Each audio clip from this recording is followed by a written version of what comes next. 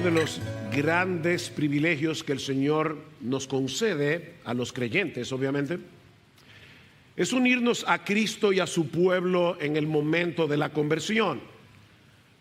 Pablo dice en Romanos capítulo 12, versículo 5, que todos los creyentes somos un cuerpo en Cristo e individualmente miembros los unos de los otros. Esa es una realidad que se manifiesta en una forma concreta cuando nosotros venimos a formar parte de la membresía de una iglesia local con seres humanos de carne y hueso, y cuando nos congregamos en el día del Señor para adorarle y escuchar su palabra. Sin embargo, debemos reconocer con tristeza que no siempre estamos tan conscientes del privilegio que eso implica.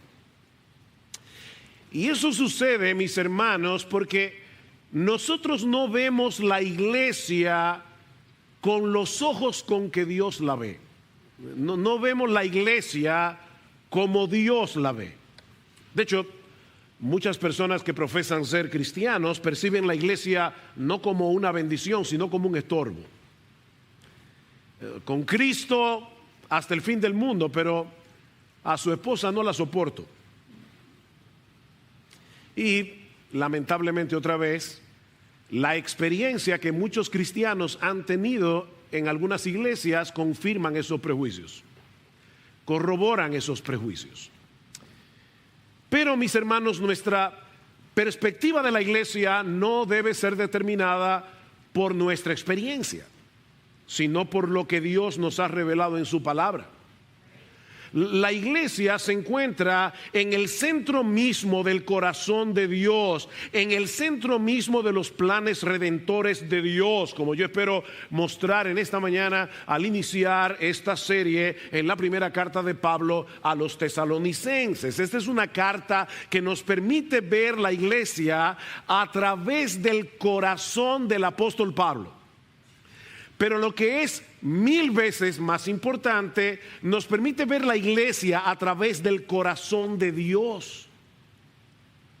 La iglesia es el Israel del nuevo pacto. La iglesia es la niña de los ojos de Dios. Saulo, Saulo, ¿por qué me persigues?, le dice el Señor a Pablo en su camino a Damasco. Pablo no estaba persiguiendo directamente a Jesús, pero perseguir a la iglesia, atacar a la iglesia, hacerle daño a la iglesia, es perseguir a Cristo mismo. Pablo, ¿por qué me persigues? Maridos, amad a vuestras mujeres. ¿Cómo? ¿Cuál es el patrón? Como Cristo amó a la iglesia y se entregó a sí mismo por ella. La iglesia es supremamente importante para Dios y debe serlo para nosotros. Y al estudiar primera a los tesalonicenses, nosotros veremos cómo se manifiesta eso en una forma concreta. Porque una cosa es que yo diga, sí, para mí la iglesia es importante, pero ¿qué significa eso? Al mismo tiempo, esta es una carta que alimenta nuestra esperanza y nos impulsa hacia la santidad al recordarnos la segunda venida de Cristo en cada capítulo de la carta. Primera a Tesalonicenses tiene 5 capítulos y yo espero que la mayoría de ustedes la leyeron completa antes de venir hoy aquí. Se lee en minutos. Y en cada uno de esos capítulos se menciona la segunda venida en gloria de nuestro Señor Jesucristo. Y al mismo tiempo Pablo nos muestra cómo nosotros debemos vivir aquí y ahora a la luz de esa realidad. Cristo viene en medio de un mundo hostil a nuestra fe. Esta es una carta en la que aprendemos lo que implica ser cristiano cuando todo a nuestro alrededor parece estar en contra de lo que creemos y de lo que practicamos como cristianos. Por eso alguien dijo una vez, hablando de la mediocridad en el cristianismo, que pocas cosas pueden ser mejores para tratar esta enfermedad que una dosis masiva de primera a los tesalonicenses tomadas diariamente. Y lo que nosotros vamos a estar haciendo en estos próximos meses es seguir esa prescripción médica. queremos una dosis masiva de primera a los tesalonicenses. Es con esa expectativa que nosotros iniciamos el estudio de esta carta en esta mañana. Pero antes de pasar a considerar su contenido, nosotros debemos darle un vistazo al establecimiento de esta iglesia en Tesalónica en la soberana voluntad de Dios. Y ustedes van a ver que al entender cómo se fundó esta iglesia, ya nosotros tenemos la mitad del camino recorrido para entender la carta. La ciudad de Tesalónica fue fundada por Casandro, uno de los generales de Alejandro el Grande, en el 315 antes de Cristo, y la llamó Tesaloniki en honor a su esposa. No todas las mujeres tienen, ¿verdad?, la oportunidad de que sus esposos les regalen una ciudad y le pongan su nombre. Yo no sé cómo era ese matrimonio, pero me llamó la atención. Tesaloniki era hija del rey Felipe II de Macedonia, hermana de Alejandro el Grande. Tesalónica se encontraba en un lugar muy estratégico, ya que era el mejor puerto natural de la región, y estaba ubicada sobre la vía Ignacia, una de las carreteras más importantes construida por los romanos, con una longitud de 1120 kilómetros. De manera que Tesalónica era de fácil acceso, tanto por mar como por tierra.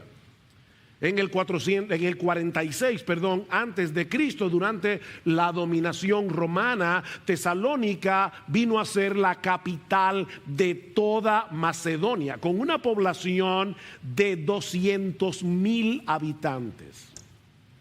Tesalónica era el Nueva York de Macedonia.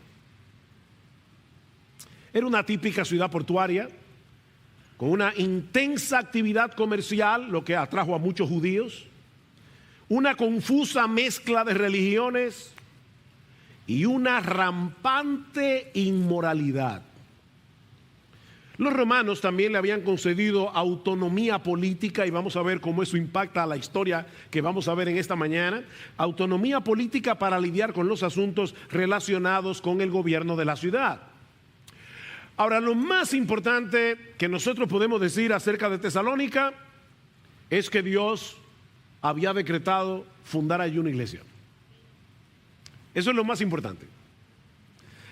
Hace unos años, Gloria y yo estuvimos en un sitio muy hermoso de Argentina, precioso, uno de los lugares que yo pudiera pensar, esto es lo que más se parece al paraíso aquí en la tierra, que yo haya visto.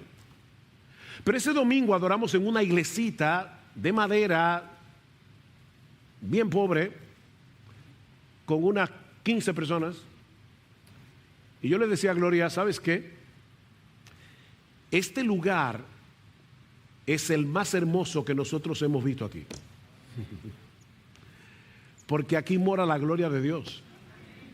Aquí está la gloria de Dios. Y es interesante, muy interesante, la manera como Dios llevó a cabo su plan de establecer una iglesia en Tesalónica durante el segundo viaje misionero del apóstol Pablo en los años 50, 51 después de Cristo. Ahora Pablo está viajando con Silas, ya no más con Bernabé, y luego Timoteo también se unió al equipo misionero. Y tal parece que Pablo tenía en mente seguir estableciendo iglesias en Asia Menor, lo que hoy es Turquía, pero Dios tenía otra agenda. Dice en Hechos capítulo 16, versículo 6, que pasaron por la región de Frigia y Galacia, escuchen esto, habiendo sido impedidos por el Espíritu Santo de hablar la palabra en Asia. Y cuando llegaron a Misia, intentaron ir a Bitinia, pero el Espíritu de Jesús no se lo permitió. Y pasando por Misia, descendieron a Troas. Ahora, estos versículos se leen tan rápidamente que pueden darnos la impresión de que Lucas está hablando de una distancia relativamente corta. Pablo salió de La Vega y llegó a Santiago. Pero de Listra, de donde salieron, a Troas hay una distancia de 800 kilómetros. Para que tengan una idea, es la misma distancia que hay entre Santo Domingo y la capital de Jamaica, o sea, Kingston. Pablo salió de Santo Domingo y a través de terrenos montañosos, difíciles, peligrosos. 800 kilómetros después llegó a Troas. Y debemos suponer, mis hermanos, tal vez que Pablo y su equipo estaban luchando con un sentido de frustración. Eso es probable. Lucas no nos dice de ninguna conversión, de ninguna iglesia fundada durante todo ese trayecto. Fue una pérdida de tiempo de 800 kilómetros. Así que parecía como si de repente Dios hubiera dejado de actuar, excepto para decir que no. La única manifestación de la presencia de Dios durante esos 800 kilómetros fue que Dios le dijo que no, que no, que no. ¿Predicamos la palabra en Asia? No. Entonces, ¿vamos a Bitinia? No. Hermanos, eso, de verdad, por favor, pónganse, no puedo decir en los pantalones, pero en las sandalias de Pablo. Estos hombres querían hacer la obra misionera, no estaban andando en desobediencia. Estaban empeñados en dar a conocer el evangelio. Pero se encontraban con un obstáculo tras otro y no podían entender qué era lo que Dios quería que hicieran.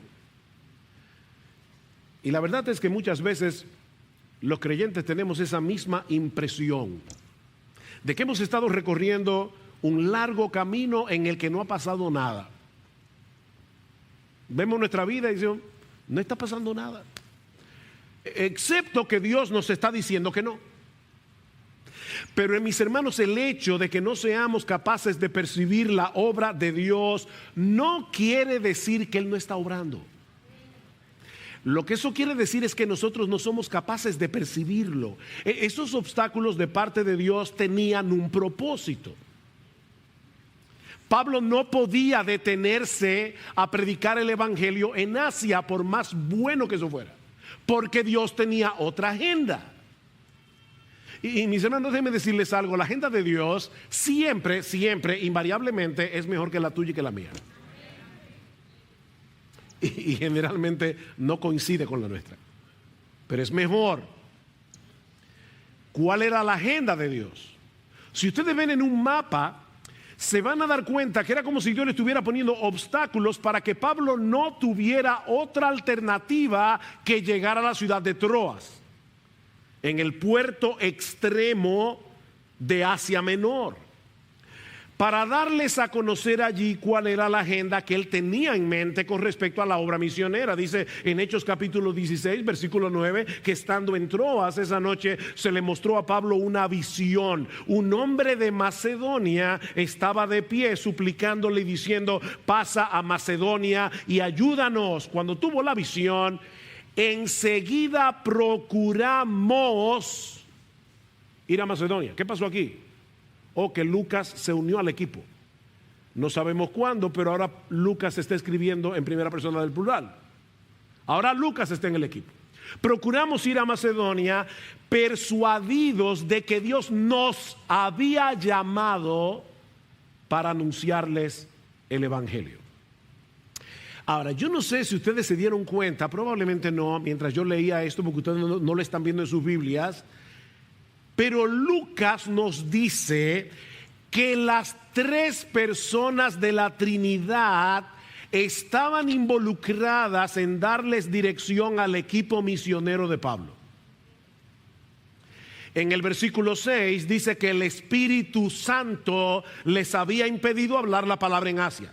En el versículo 7 dice que el Espíritu de Jesús les impidió dirigirse a Bitinia. Y en los versículos 9 y 10 dice que fue Dios, refiriéndose muy probablemente a Dios el Padre, el que les dijo en una visión que pasaran a Macedonia para llevar el evangelio al continente europeo. El Dios trino tenía su propia agenda para el avance de la obra misionera. Dios les había dicho que no durante 800 kilómetros para que el evangelio llegara a Europa. La primera ciudad que fue evangelizada fue Filipos, que Era una de las ciudades principales de la provincia de Macedonia, dice Lucas en Hechos capítulo 16, versículo 12.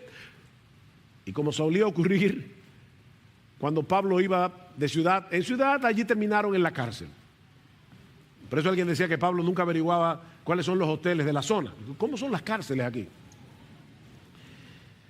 Pero también dejaron establecida allí una iglesia, cuyo primer pastor parece haber sido Lucas. ¿Y cómo lo sabemos? Porque en el resto del relato ya Lucas no habla en primera persona del plural, habla de ellos. Así que Lucas se queda en Filipos. Y tan pronto fueron liberados de Filipos, dice en Hechos 17:1, el texto que leímos al principio, que después de pasar por Anfípolis y Apolonia, por fin llegaron a Tesalónica. Y una vez más, uno lee este versículo y puede darle la impresión de que lo que Pablo está diciendo es más o menos esto: salieron de Arroyo Hondo y llegaron al Ensanchenaco. Pero resulta que ese recorrido de Filipo a Tesalónica es de 170 kilómetros. O sea, ellos salieron de la capital y llegaron a Samaná a pie para predicar el evangelio. ¿Se dan cuenta, mis hermanos, del corazón misionero de Pablo y de Silas y de Timoteo? Ya llevan 1000 kilómetros. Ahora, ¿es que no había pecadores en Anfípolis o en Apolonia? Por supuesto que había pecadores allí, pero el Dios soberano estaba moviendo a Pablo y a su equipo para que llevaran el evangelio a la ciudad de Tesalónica. ¿Y saben por qué? Porque eso era lo que Dios había decretado desde antes de la fundación del mundo. Escuchen lo que dice Pablo cuando le escribe su primera carta en el capítulo 1. Dice: porque conocemos, hermanos amados de Dios, vuestra elección, pues nuestro evangelio no llegó a vosotros en palabras solamente, sino también en poder, en el Espíritu Santo y en plena certidumbre. Dios los amó, dice Pablo, Dios los eligió para salvación, y fue por eso que nuestro evangelio fue tan eficaz, vino con poder. Fue por causa de ese amor electivo, de ese amor soberano de Dios, que el Espíritu Santo aplicó con poder la palabra predicada en sus corazones. Y en la segunda carta Pablo les dice: pero nosotros siempre tenemos que dar gracias a Dios por vosotros, hermanos amados por el Señor, porque Dios os ha escogido desde el principio para salvación, mediante la santificación del Espíritu y la fe en la verdad. He aquí la explicación teológica de por qué Pablo le había dicho no, no, no, no, no, hasta llevarlo a Tesalónica. Desde que Pablo y Silas salieron de Listra, llevando consigo a Timoteo, Dios había estado moviendo las cosas por medio de su providencia para que el evangelio llegara a Tesalónica. ¿Y saben qué, mis hermanos? Y esto de verdad que me rompe la cabeza y llena de gozo mi corazón. Nosotros podemos decir lo mismo de cualquier iglesia verdadera en todo el mundo. La iglesia, mis hermanos, se encuentra en el centro de los decretos de Dios, y toda la historia se mueve en función de la iglesia. El problema es que muchas veces nosotros estudiamos la historia con ojos seculares y perdemos de vista lo que Dios está haciendo en el mundo para el avance de su reino. Pensemos por un momento en nuestra propia historia como nación. Son muchos los elementos que se conjugaron para que hoy exista la República Dominicana. Piensen en la llegada de los españoles, la España boba, la independencia, los trinitarios, todos esos elementos que tú y yo estudiamos en la escuela. Y finalmente nace la República Dominicana. Y aunque la Iglesia Católica hizo lo posible y lo imposible para mantener el monopolio religioso en la Hispaniola, en esta isla, incluyendo la quema de 300 ejemplares de la Reina Valera en el 1600, la Reina Valera se imprimió, se publicó por primera vez en 1564, y unos pocos años más tarde 300 ejemplares llegaron a la República Dominicana, bueno, a la Española, no era la República Dominicana, era la colonia. 300 ejemplares de la Reina Valera acabada de publicar fueron quemadas en la plaza pública de Santo Domingo. Pero ¿saben qué? Ni aún así pudieron impedir que el evangelio llegara a esta isla. No lo pudieron impedir. Dios movió los hilos de la historia para que este país existiera y para que el evangelio llegara a nosotros y para que miles y miles reconocieran a Jesús como Rey y Señor de sus vidas, de modo que muchas iglesias locales fueran establecidas en la República Dominicana, y ahí está Iglesia Bíblica del Señor Jesucristo. ¡Wow! Déjame hacerte una pregunta. ¿Alguna vez tú has pensado en tu iglesia de esa manera?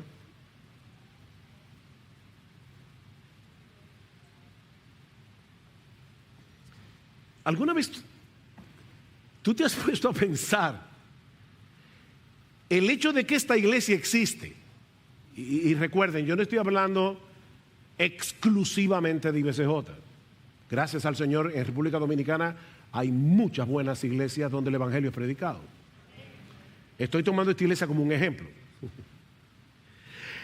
¿Alguna vez tú has pensado en el hecho de que esta iglesia existe? Porque desde antes de la fundación del mundo, Dios determinó, Dios decretó que existiera la República Dominicana, que muchos fueran salvos y que en algún punto de la historia se unieran a esta iglesia local. Lo mismo que a muchas otras iglesias donde el evangelio es predicado. De paso, ya vimos cómo Dios fue moviendo las cosas en su providencia para que Pablo no pudiera predicar el evangelio en Asia en el segundo viaje misionero, porque Dios tenía en mente que el evangelio llegara a Europa. Ahora, yo tengo una pregunta para ustedes. ¿Quiénes fueron los que trajeron el evangelio a la República Dominicana? Los descendientes de esos europeos. Y obviamente yo no me estoy refiriendo a los colonizadores. Yo me estoy refiriendo a los misioneros que llegaron a República Dominicana desde Inglaterra, desde Canadá y desde Estados Unidos en el siglo XIX. ¿Saben de dónde eran? De Europa. Eran descendientes de europeos. Pastor, usted sí se fue lejos, porque, óyeme, de Pablo a la República Dominicana en el siglo XIX es un trecho largo. En la mente tuya, pero no en la de Dios. Porque para Él 1000 años son como un día. Mis hermanos, Dios tiene todos los hilos, todas las conexiones, Él la tiene en su mente. Así que una de las razones por las que el evangelio llegó a Europa es para que IBCJ existiera. Ay, pastor, ahora sí se fue. No, yo no me estoy yendo lejos, hermano. Simplemente estoy tratando de ver lo que Dios está haciendo en su providencia. Porque nada se escapa a su gobierno soberano.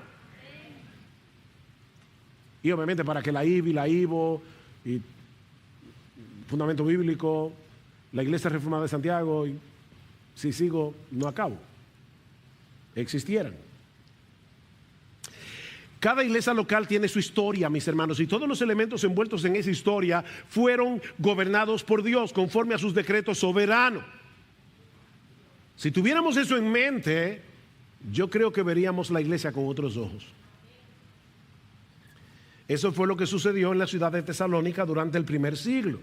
Lo mismo que ha estado sucediendo a través de la historia conforme a la agenda de Dios para el avance de su reino en el mundo. Pablo predicó el evangelio, dice a partir del versículo 2, y el impacto fue sorprendente. Hechos capítulo 17, versículo 2. Y Pablo, según su costumbre, fue a ellos y por 3 días de reposo discutió con ellos, dialogó con ellos, debatió con ellos, razonó con ellos basándose en las escrituras, explicando. Es la misma palabra que aparece en Lucas capítulo 24 versículo 27, cuando dice que Cristo les abrió el entendimiento para que comprendieran las escrituras, para que comprendieran todo lo que se decía de él en los libros de Moisés, en los profetas y en los salmos. Dice, explicando y presentando evidencia de que era necesario que el Cristo padeciera y resucitara de entre los muertos, y diciendo, este Jesús a quien yo os anuncio es el Cristo, este Jesús es el Mesías, el que murió en la cruz, es el descendiente de David, prometido que habría de sentarse en su trono para siempre. Ese fue el evangelio que Pablo predicó en Tesalónica. O sea, Pablo no se paró en el centro comercial y comenzó a decir a todo el que pasaba por ahí, Dios te ama, Dios te ama, Dios te ama. Eso no es evangelizar, es explicar, es razonar, es ver en la escritura qué fue lo que pasó allí, cuál es el significado de la muerte de Cristo en la cruz. Él también resucitó, Él ascendió a los cielos, está sentado a la diestra de Dios, Él es Rey de reyes, Él es Señor de señores.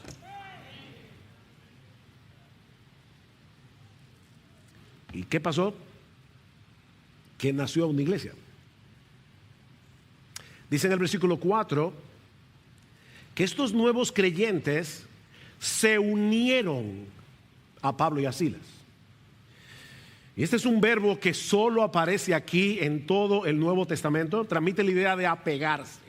Ellos se apegaron a los misioneros. Estos hombres y mujeres vinieron a ser parte de esa comunidad de creyentes que luego vendría a ser la iglesia en Tesalónica. Dice, algunos de ellos creyeron y se unieron a Pablo y a Silas, juntamente con una gran multitud de griegos temerosos de Dios y muchas de las mujeres principales. Es decir, estas mujeres estaban casadas con autoridades políticas de Tesalónica. Eran mujeres de dinero, eran mujeres de influencia, temerosas de Dios. Es decir, aunque no eran judías, ellas habían abrazado a Jehová, el Dios de los judíos, y asistían a la sinagoga. Yo sé que ahora voy a especular, pero el punto es este. Ahora de repente estas mujeres dejaron de ofrendar en la sinagoga, y eso causó un problema. ¿Qué dice en el versículo 5? Pero los judíos, llenos de envidia. ¿Ven el problema? La envidia. Se nos están yendo para la otra iglesia. O sea, estos hombres obviamente no tenían una mentalidad de reino. El problema de ellos era su pequeño reino. Se llenaron de envidia, de tal manera que llevaron a algunos hombres malvados por la plaza pública, organizaron una turba y alborotaron a la ciudad, y asaltando la casa de Jasón procuraban sacarlos al pueblo. Al no encontrarlos, arrastraron a Jasón y a algunos de los hermanos ante las autoridades de la ciudad, gritando, estos que han trastornado el mundo han venido acá también, y Jasón los ha recibido, y todos ellos actúan contra los decretos del César, diciendo que hay otro rey, Jesús. Ellos captaron el mensaje. Mis hermanos, cuando el rey Jesús llega a una ciudad, ocurre una de dos cosas. O algunos se rinden ante su autoridad, o algunos se rebelan contra su autoridad. Hay personas que me preguntan cuando yo les predico, ¿y yo voy a tener que dejar a mis amigos cuando yo me convierta? No, no te preocupes, ellos te van a dejar a ti. Es lo que pasa la mayoría de las veces.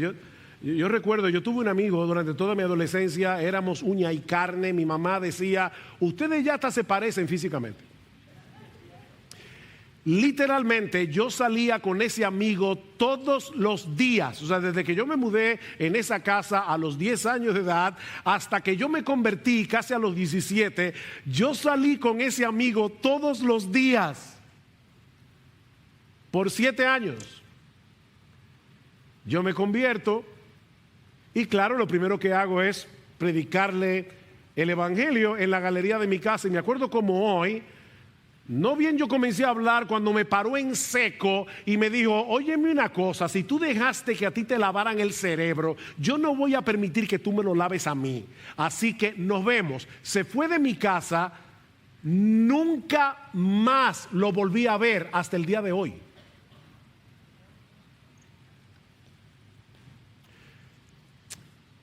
El Rey Jesús lo trastorna todo.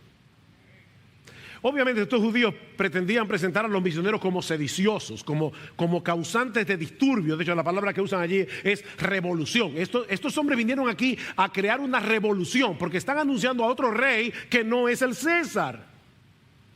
Pero lo cierto es, mis hermanos, que el Rey Jesús no deja las cosas como las encuentra.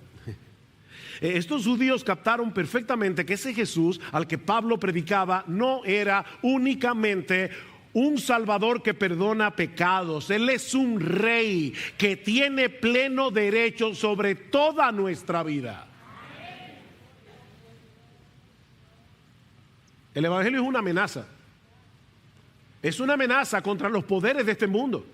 ¿Por qué ustedes creen que hay tanto empeño en terminar con el cristianismo? ¿Por qué la ONU, la OEA, por qué todos esos organismos internacionales tienen un problema con la iglesia? Porque nosotros somos una amenaza, porque ellos tienen su agenda.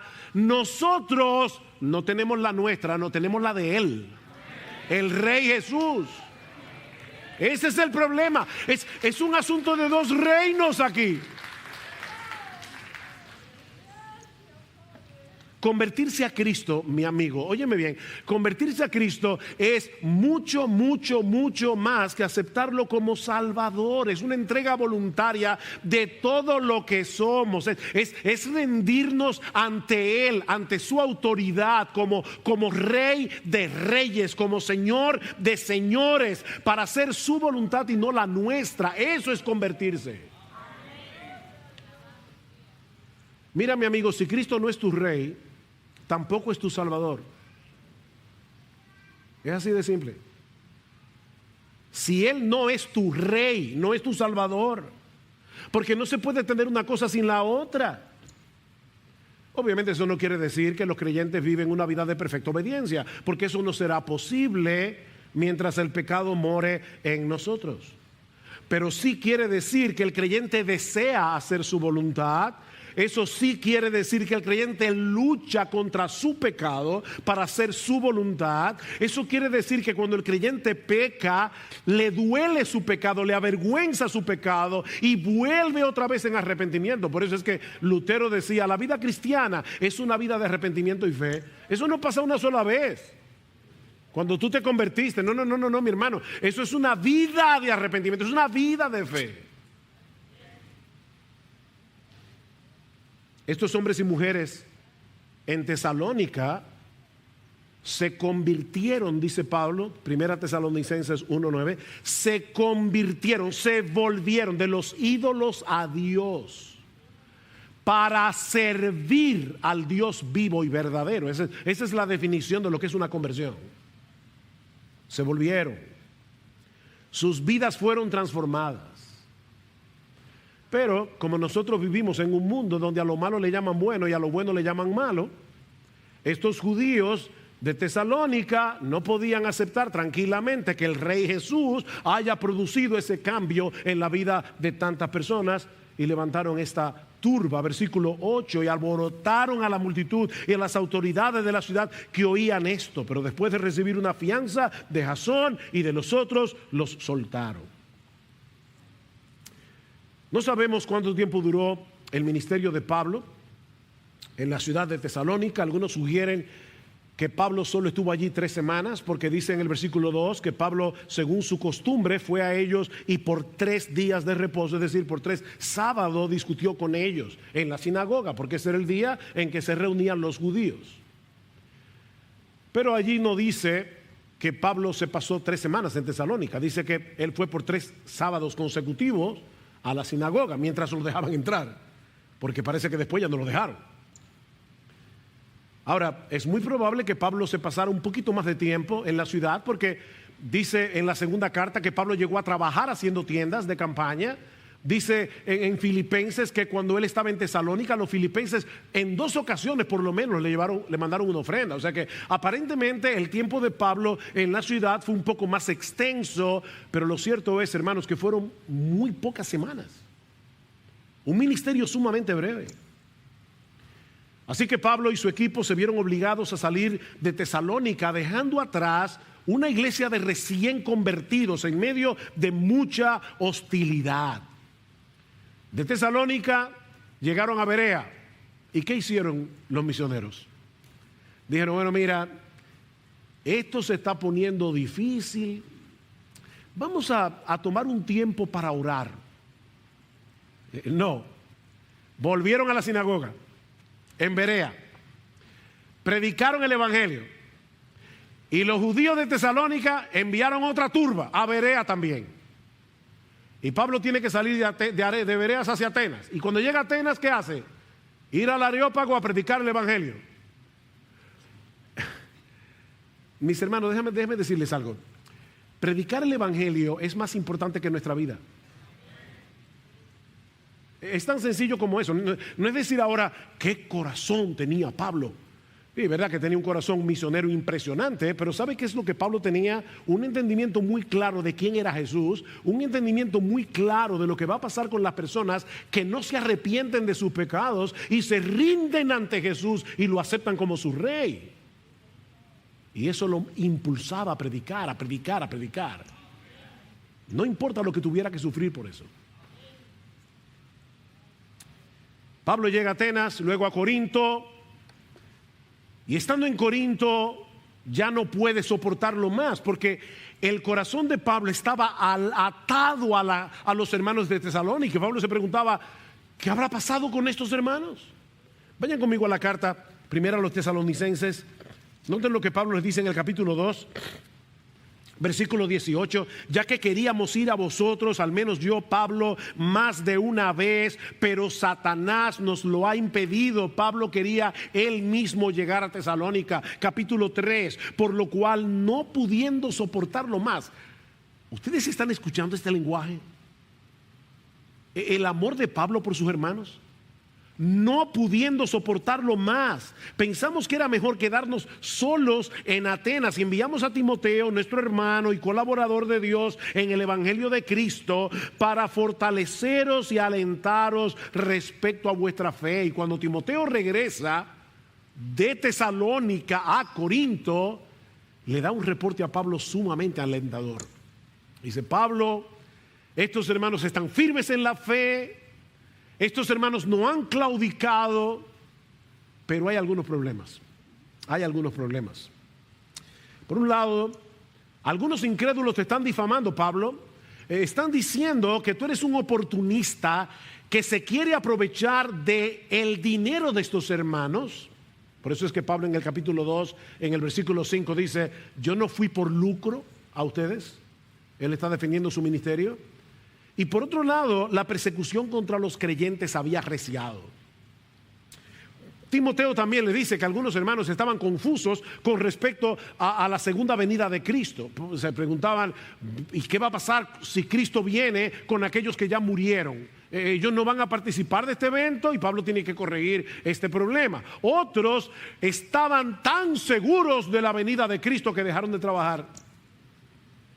Pues si ya Cristo viene, ¿para qué empeñarnos en esto, en estos afanes del mundo? Y Pablo les dice: el que no quiere trabajar, que tampoco coma.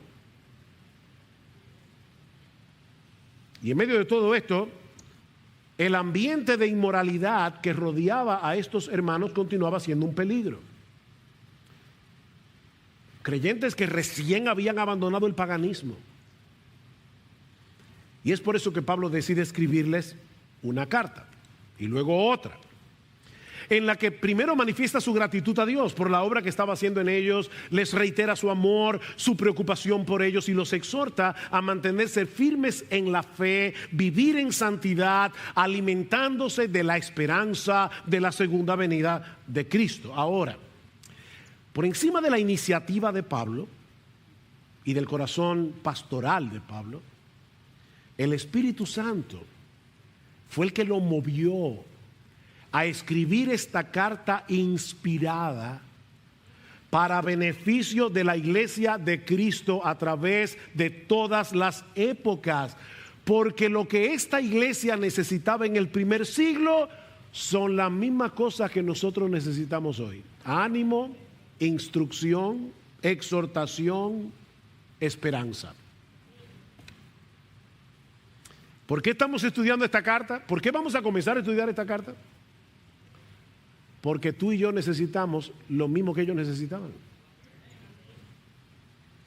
El mismo Dios que había estado moviendo las cosas para que Pablo y su equipo misionero llevaran el evangelio a Tesalónica es el que le había dado ese corazón a Pablo para amar entrañablemente esta iglesia, preocuparse por ella y escribirle esta carta. Dios está interesado en el fortalecimiento de su iglesia. Lo que nos lleva de la mano a nuestro segundo encabezado, que veremos más brevemente. Ya vimos que esta iglesia ha sido establecida por la voluntad soberana del Trino Dios. Pero vemos también al inicio de la primera carta de Pablo, yo les pido que vayan ahora a primera a los tesalonicenses, que lo que hace que una iglesia sea una iglesia y pueda crecer, madurar, es la relación vital que esa iglesia tiene con el Dios Trino. O sea, fíjense, ya vimos que el Dios Trino tenía en su agenda establecer una iglesia en Tesalónica. Lo que estamos diciendo ahora es que esta iglesia que había nacido en Tesalónica estaba enraizada en el Dios Trino. Vean lo que dice 1 Tesalonicenses 1:1. Pablo, Silvano, que es Silas, es el diminutivo, Pablo, Silvano y Timoteo, a la iglesia de los tesalonicenses en Dios Padre y en el Señor Jesucristo. Gracia a vosotros y paz. Obviamente, no tenemos todo el tiempo que necesitamos para considerar ampliamente cada elemento de esta salutación.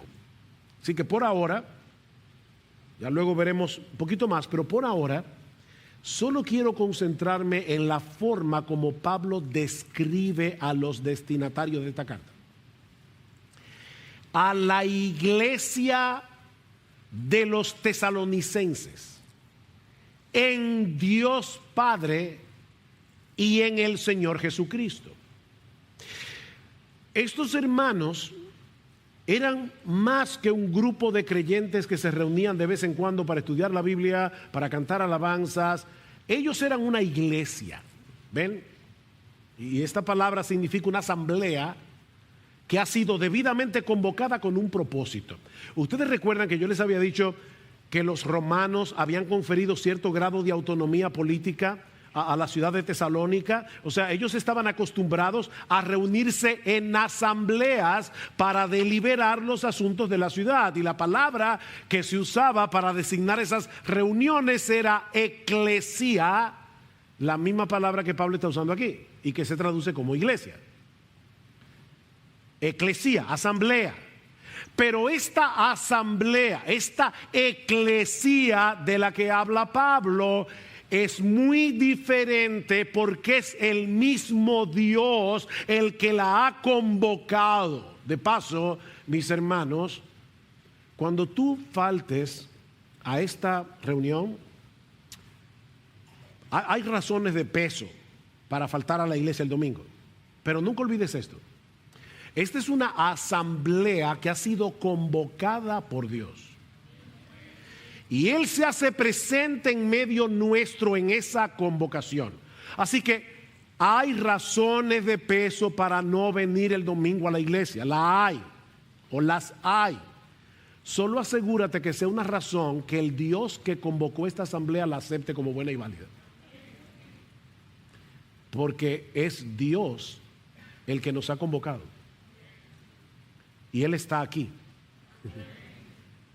Él está aquí. Esto es serio.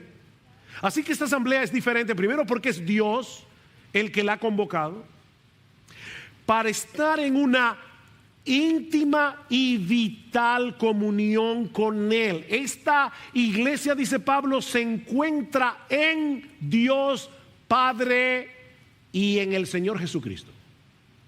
Es como un árbol plantado en el Dios Trino. La iglesia es un árbol plantado en el Dios Trino. Geográficamente la iglesia se encuentra en Tesalónica, pero espiritualmente hablando la iglesia se encuentra en Dios Padre y el Señor Jesucristo. Y de paso es interesante notar que hay un solo en el original griego, dice en Dios Padre y el Señor Jesucristo, mostrando la unidad entre el Padre y el Hijo. Podemos traducir esta frase en conexión con Dios Padre y el Señor Jesucristo, o en el ámbito, en el reino, en el terreno de Dios Padre y el Señor Jesucristo. La iglesia le pertenece a Dios y encuentra su vida en Dios. Eso es lo que hace que una iglesia sea una iglesia. ¿Dónde se encuentran los cristianos? Bueno, pastor, en Santo Domingo, en China, no. Espiritualmente, en Cristo. Cada cristiano está unido a Cristo por la fe, ¿no es así? Somos cristianos porque estamos en Cristo, unidos a Cristo por la fe. Y por esa razón, Pablo dice en Colosenses capítulo 3, versículo 3, que nuestra vida está escondida con Cristo en Dios. ¿Tú oíste eso? Nuestra vida está escondida con Cristo en Dios. Y como todos los creyentes estamos con Cristo en Dios, la iglesia es la iglesia que está en Dios Padre y el Señor Jesucristo. ¿Ven cuál es el punto?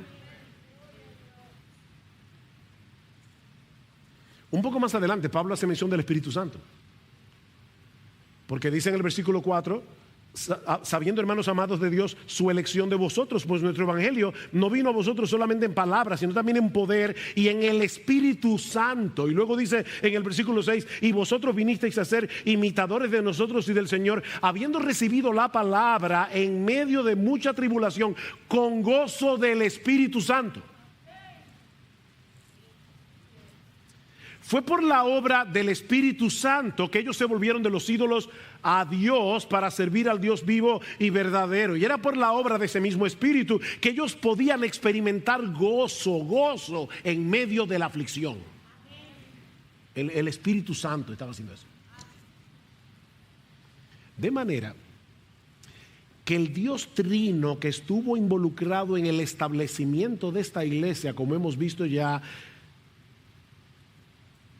es el que los ha tomado para sí, para que la vida de ellos estuviera escondida en Él. La iglesia es iglesia porque se encuentra en Dios. La iglesia vive en Dios, está centrada en Dios.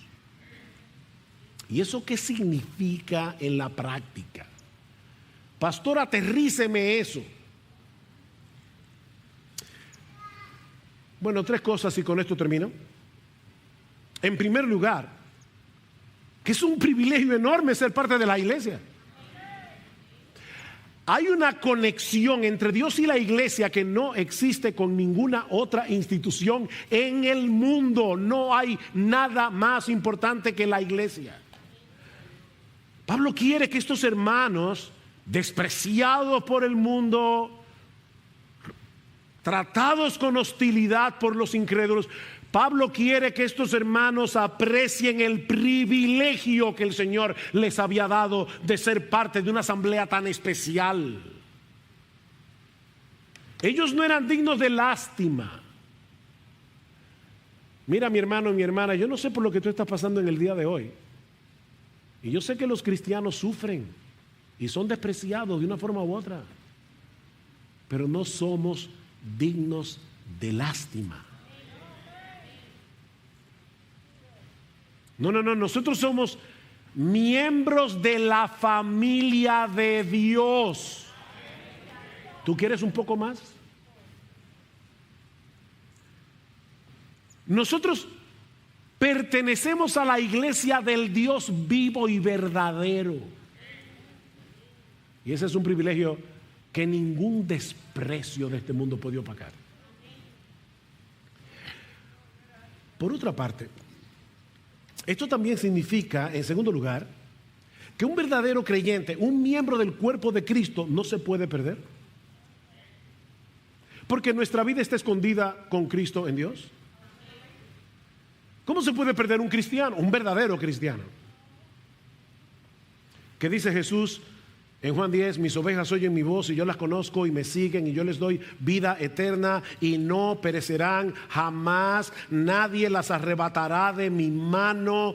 Mi Padre que me las dio es mayor que todos y nadie las puede arrebatar de la mano de mi Padre. Yo y el Padre uno somos. ¿Ven? La iglesia de los tesalonicenses en Dios Padre y el Señor Jesucristo. Porque yo y el Padre somos uno. Es imposible, totalmente imposible, que un verdadero creyente se pierda y termine en el infierno, porque el Padre y el Hijo nos han abrazado a su corazón para que nunca nos apartemos de ahí. No eres tú el que está agarrando la mano de Dios. No. Son el Padre y el Hijo que te tienen agarrado a ti. Pero esto también nos enseña, en tercer y último lugar, que Dios es el centro de la iglesia. Dios es la razón de ser de la iglesia. Es nuestro privilegio pertenecer a la iglesia. Somos inmensamente bendecidos por ser parte de esta asamblea tan especial, por poder congregarnos como iglesia cada domingo. Pero mis hermanos, la iglesia existe por la gracia de Dios, para la gloria de Dios. La iglesia existe por la gracia de Dios, para la gloria de Dios. ¿Cómo describe Pedro a la iglesia en su primera carta?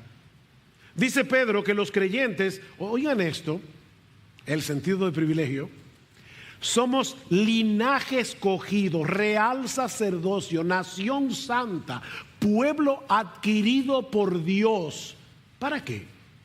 Para que anunciéis las virtudes de aquel que os llamó de las tinieblas a su luz admirable. Aleluya, gloria a Dios.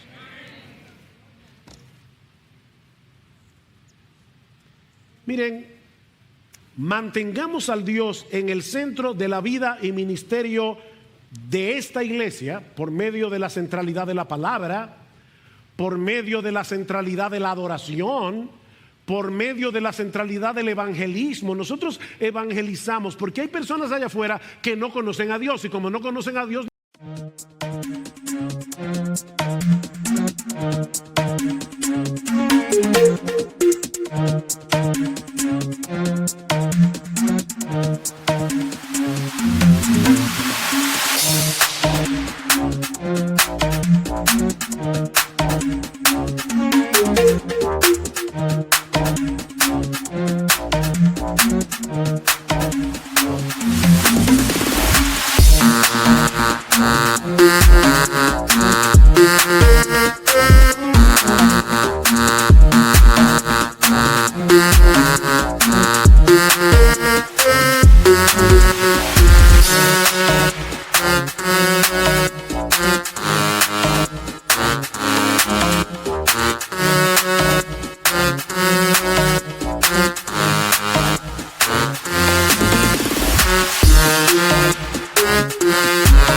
pueden adorar a Dios. Y Dios está buscando adoradores que le adoren en espíritu y en verdad.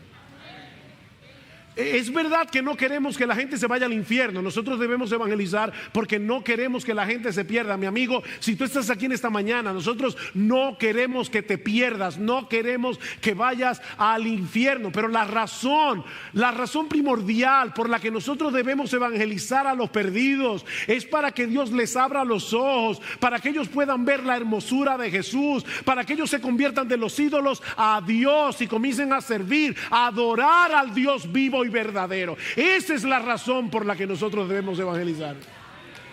Porque hay gente allá afuera que no está adorando a Dios. Dios es el centro. ¿Y saben lo que está pasando hoy día? Que el hombre ha venido a ser el centro de la iglesia. Por eso es que mucha gente evalúa la iglesia en base a si los ministerios que la iglesia tiene suplen mis necesidades, si los himnos que se cantan a mí me gustan o no me gustan. La idea no es, ese himno glorifica a Dios, alaba a Dios, exalta a Dios. No, a mí me gusta o no me gusta. Son mis preferencias ahora lo que se han convertido en la tabla de evaluación para yo evaluar una iglesia. En vez de evaluar la iglesia, si la palabra allí es central, si Dios es central, si la gloria de Cristo es central, si Cristo es exaltado, eso es lo que se evalúa de una iglesia. Y yo no estoy diciendo por si acaso que los himnos no sean importantes. Yo no estoy diciendo eso. Lo que yo estoy diciendo, mis amados hermanos, es que la tabla de evaluación que nosotros debemos usar es otra. Mantengamos la centralidad de Dios, la centralidad de su palabra y la centralidad de su adoración para la gloria de Dios, para la edificación de nuestras almas y para la salvación de los perdidos. Que el Señor nos ayude en la medida en que estudiamos esta carta que apenas tocamos en el día de hoy, a crecer en nuestro aprecio por la iglesia, a la vez que aprendemos lo que implica ser iglesia en medio de un mundo hostil en el que nosotros debemos resplandecer como un faro de luz en un lugar oscuro.